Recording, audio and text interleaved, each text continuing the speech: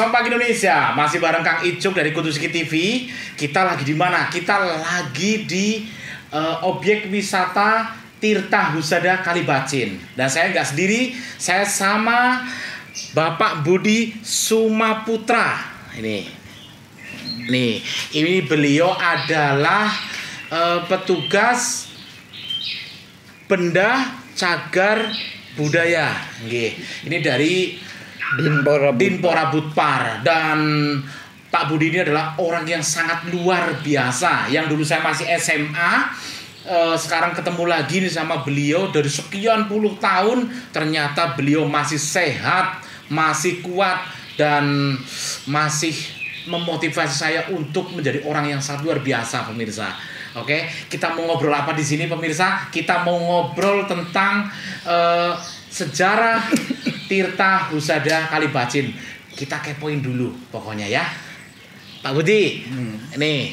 Ini Kang Icuk, Pak Budi dari Kutuski TV datang ke sini kepingin tahu tentang sejarahnya gitu. Dan Pak Budi ini juga orang yang spesial nih, katanya juru kuncinya istilahnya gitu, Pak Budi. Monggo Pak Budi.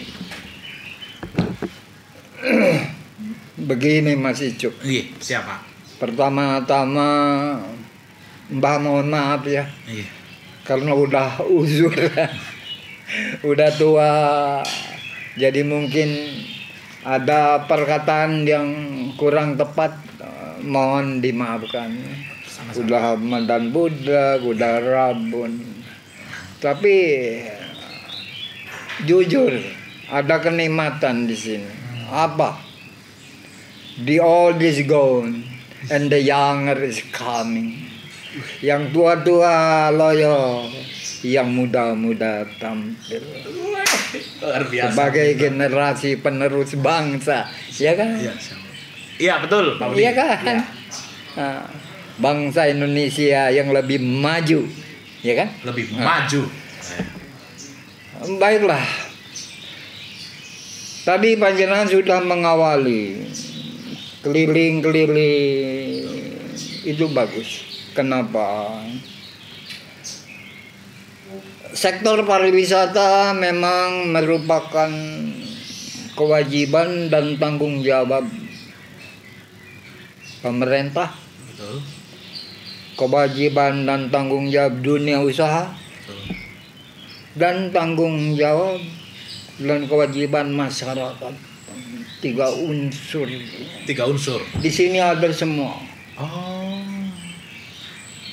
Perwujudan itu di objek wisata Husada Kalibacin ada.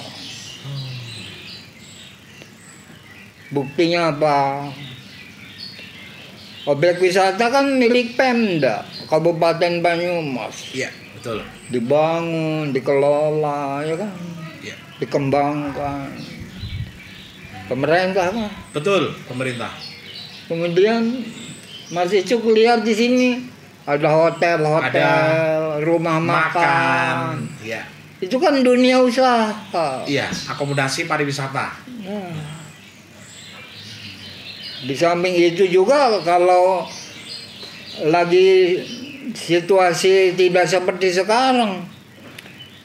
Sekarang kan ya katakanlah semua vakum. Iya, betul. Kita disiplin semua. Tutup. Jadi bakul-bakul pedagang kecil juga nggak ada. Iya. Ya. Iya, betul. Tapi kalau situasi normal, sudah normal, apalagi seperti dulu, pedagang itu ya rame. Pedagang Iya, betul. kecil.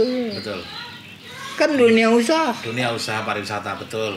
Betul Pak Budi. Iya. Kalau Tirta Husada ini awalnya seperti apa Pak Budi? Nanti dulu. Nggih. Kita harus didasari dulu. Oke, siap. Barangkali ada manfaat yang banyak ngomong. Ada, betul. Yang ketiga, pariwisata merupakan kewajiban dan tanggung jawab masyarakat. Betul. Lokasi objek ini ada di Desa Tambak Negara, Kecamatan Rawalo, Kabupaten Banyumas. Kabupaten Banyumas. Hah? Provinsi Jawa Tengah.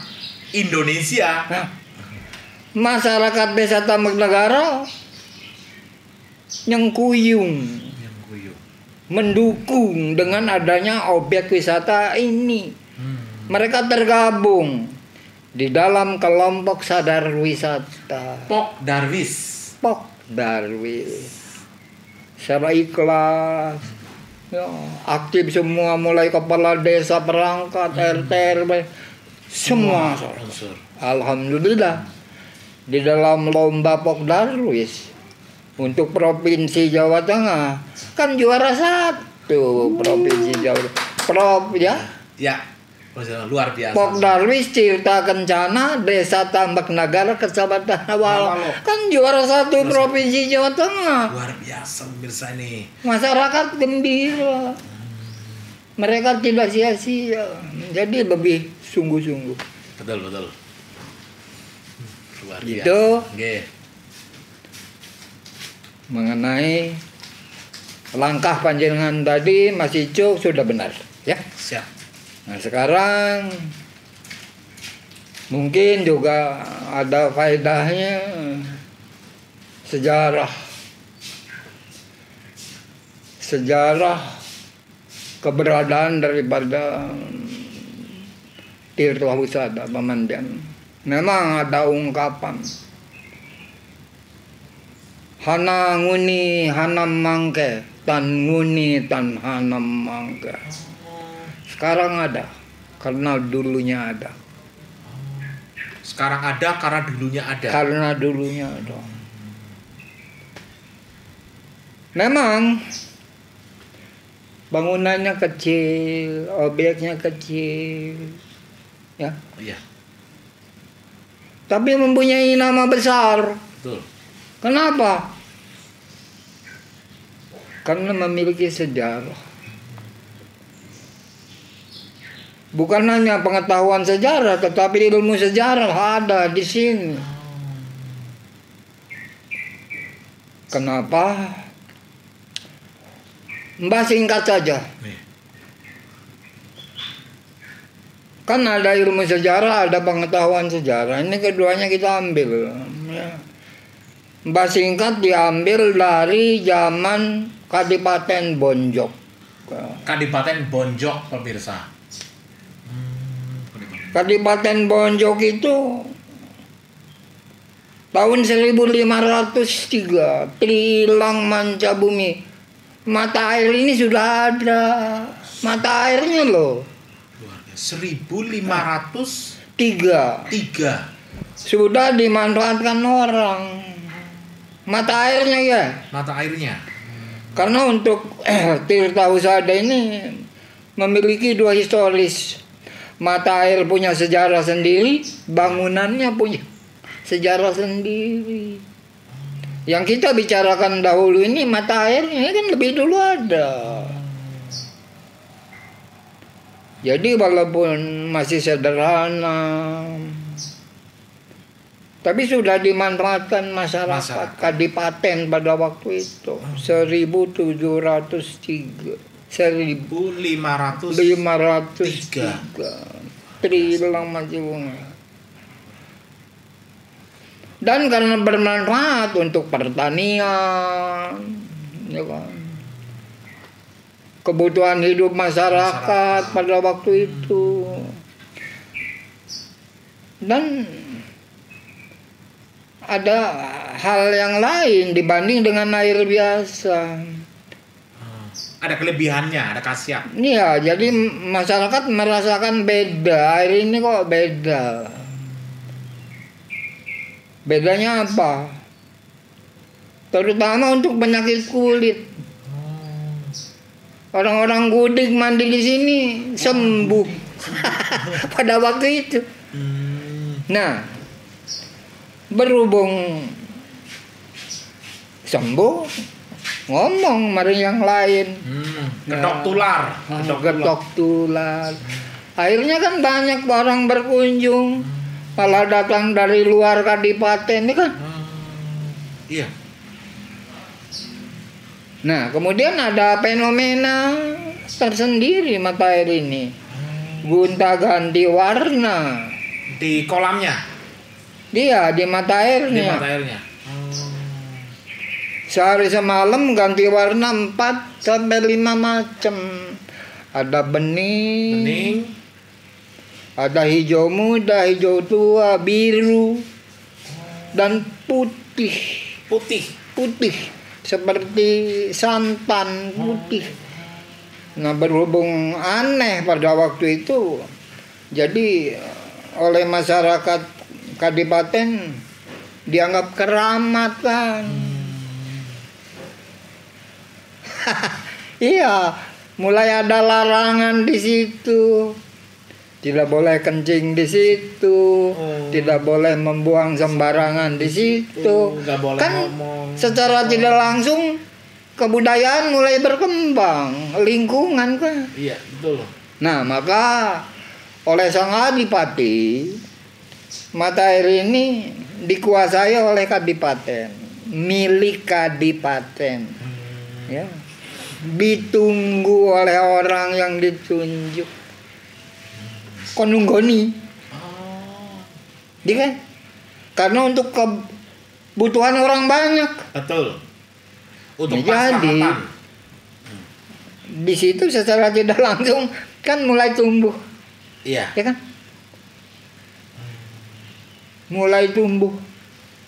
Lebih tertib lagi. Dan diberilah nama Tuk Semingkir. Tuk Semingkir namanya. Tuk Semingkir. Ya. Kenapa? Karena anggapan pada waktu itu segala macam penyakit semingkir. Oh, lunga, semingkir. Iya kan? Iya. Budaya juga, apalagi laboratorium waktu itu kan belum ada. Ya. Jadi kita nggak bisa menyalahkan, kan? Betul. Iya, hebat memang. Terlalu jauh kalau Mbah bicara tentang secara geologi. Ya? Iya, betul. Lain kali kalau bicara itu. Iya, oke. Karena mata air ini berlokasi di lembah gugusan Bukit Serayu, ya kan? Iya, betul, di lembah yang Serayu. Membentang dari timur ke barat kan? Betul. Di mana di situ tersimpan kekayaan Indonesia, itu ada di situ, ya kan? Iya, betul. Yang belum tergali oleh generasi muda kita. Ada agrowisata, ada geowisata. Nantinya ada. Bahkan ada proto village, perkampungan yang muda-muda. Jadi secara antropologi sosial ada di sini. Insya Allah besok sama generasi penerus. Luar biasa. Langsung sejarah tadi ya. Luar biasa. Jadi awalnya mata air ini terus dipelihara 1602. VOC kan masuk. VOC. Iya. Belanda kan mulai menjajah di sini. Iya. Terus kan berkembang maju.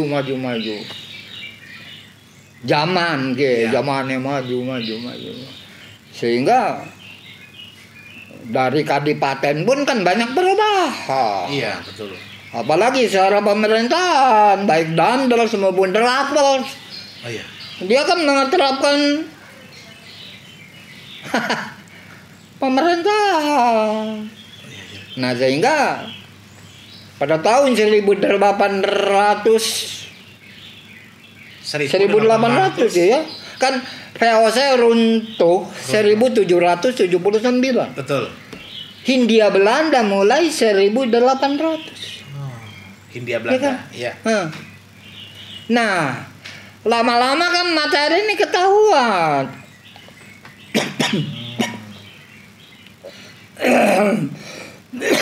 Maaf ya. Ketahuan oleh pemerintah Hindia Belanda, apa banyak orang ke situ. Iya kan? Iya.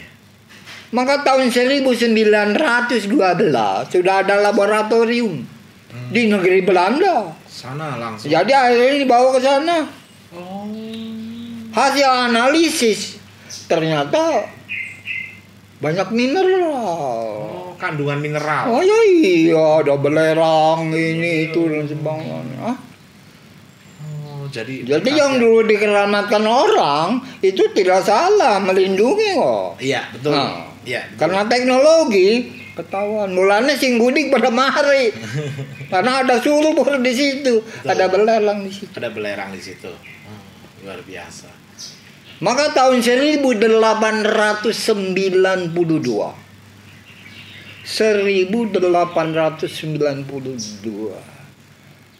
kan Kadipaten juga sudah hilang, ya kan? Iya. Banyumas sudah kabupaten, ya kan? Iya, betul.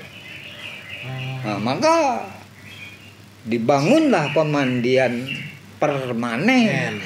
Jadi yang tadinya cuma alang-alang, sakane pring, kemudian dibangun permanen. Ya, mulanya di prasasti nanti diambil prasasti. Ya, di prasasti dalam. Di situ ada bunyi begini.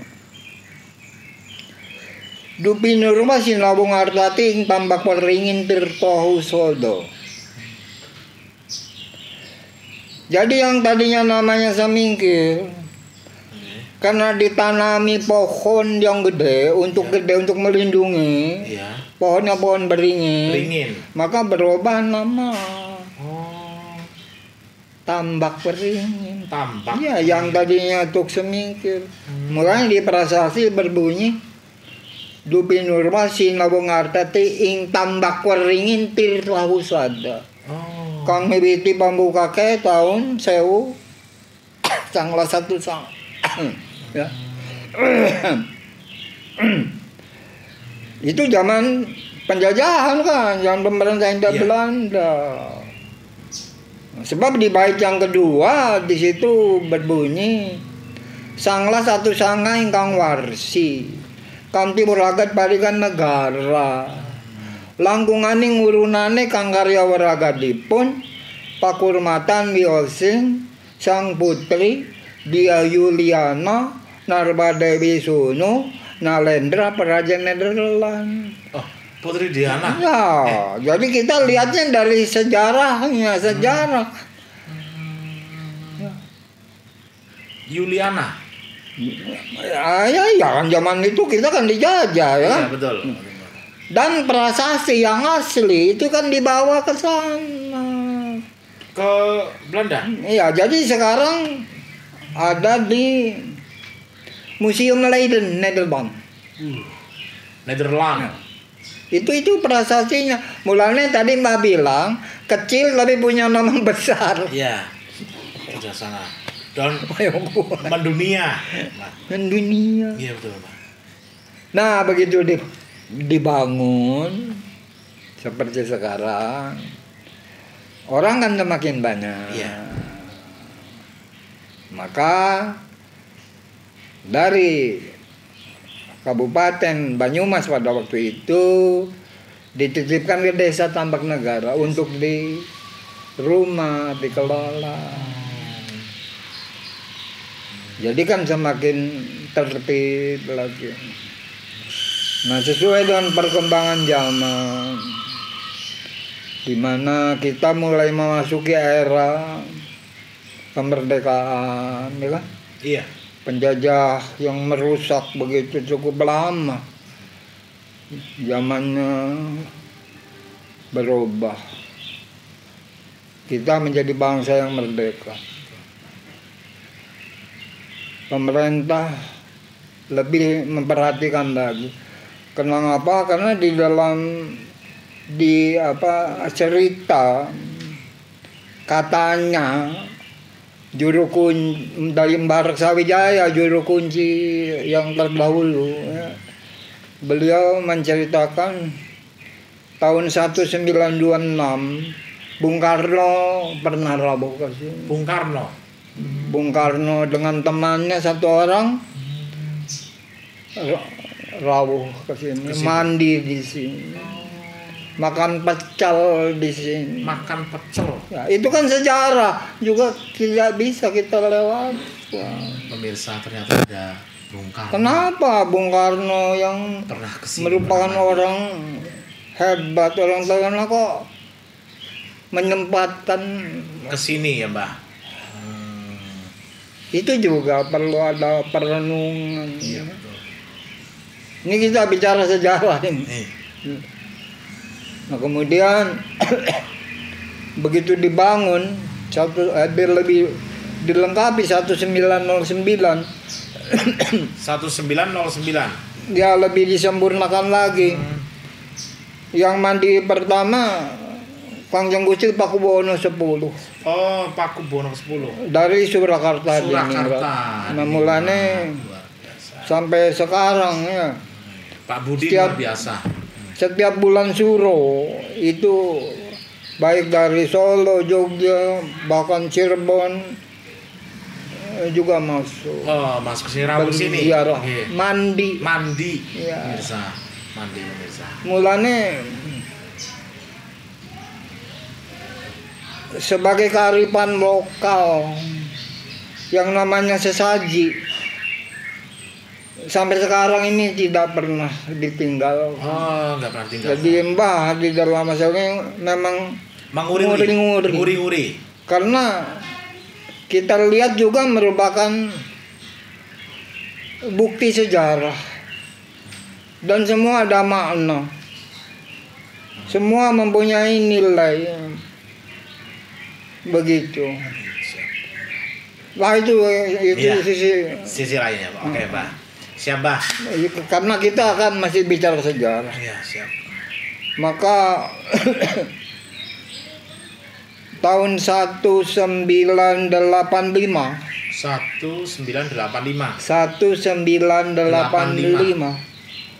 di Kabupaten Banyumas